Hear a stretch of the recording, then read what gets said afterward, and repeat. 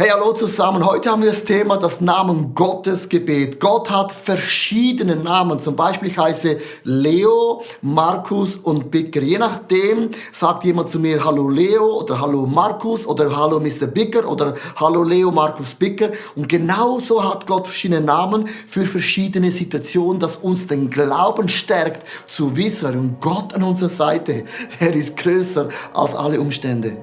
Ja, Gott erscheint den Leuten immer wieder mit ganz verschiedenen Namen, Facetten und ich gehe einfach diese Liste durch im Gebet und lehne dich zurück und ziehe das einfach rein, dass Gott hat so viele große Facetten, zum Beispiel Abba, Vater. Das bedeutet, Gott ist mein Vater.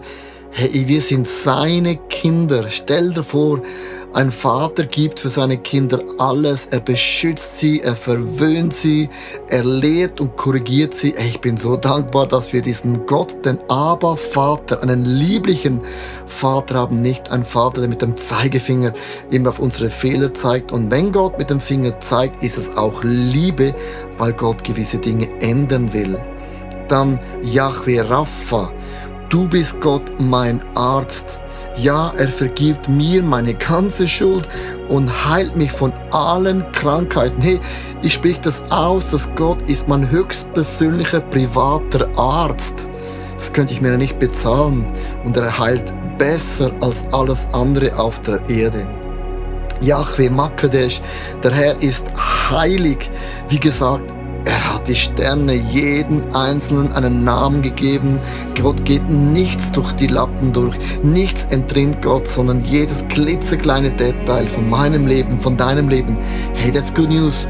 Hat Gott total unter Kontrolle. Nicht ist zu klein, dass Gott sagt nicht, komm, was soll das schon?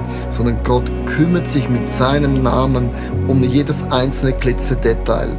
Yahweh Nissi, der Herr ist mein Banner. Das bedeutet, wenn du in einem Kampf drin stehst, ist Gott unsere Siegesflagge. Das bedeutet, wir gehören zu diesem Siegesteam Gottes und das fühlt sich richtig gut an, weil ich weiß, es hat nichts mit meiner Performance zu tun, mit meinem IQ zu tun, mit meinen Möglichkeiten, sondern einfach der Fakt, wenn ich diese Flagge hochhalte, gehöre ich bereits zu diesem Siegesteam. Yahweh Zebaoth, der Herr der himmlischen Heerschare. Das bedeutet, dass Gott Engel befiehlt, um uns zu bewahren, um uns zu beschützen, um uns zu segnen. Wir sind umgeben von einer Engelschar in unserem Leben. Das Challenge ist oft, dass ich es gar nicht merke, aber es ist auch jetzt so, während wir zusammen beten, sind Engel um dich, um mich herum, von Gott geschickt, um uns zu dienen. Yahweh Shalom, der Herr ist mein Friede.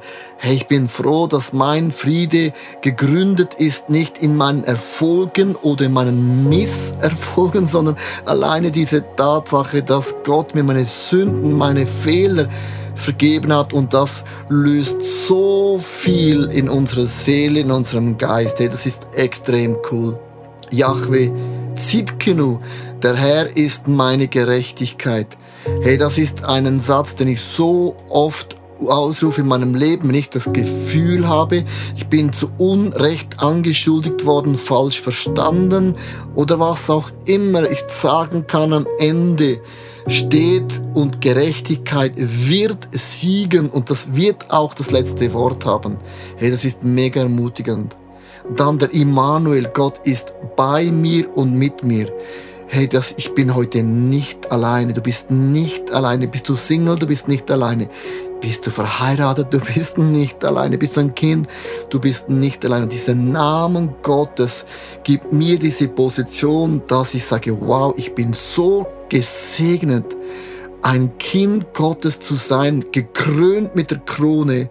Und das ist einfach ein so großes Vorrecht. Du mögest gesegnet sein in diesem heutigen Tage. Amen.